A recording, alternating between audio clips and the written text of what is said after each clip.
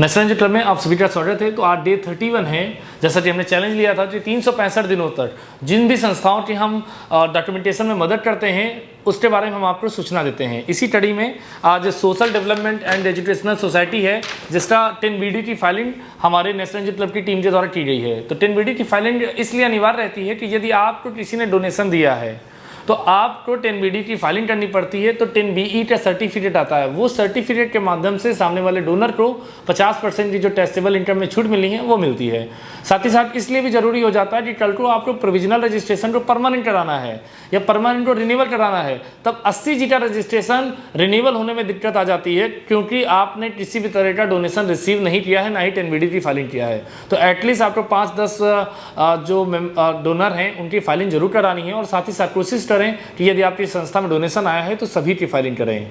और इसकी last date जो है वो 31 मई 2025 है। तो यदि आप 31 मई के बाद कराते हैं तो 200 रुपये प्रतिदिन के हिसाब से गवर्नमेंट की पेनाल्टी लगेगी जो इनकम टैक्स डिपार्टमेंट के द्वारा लगाई जाएगी।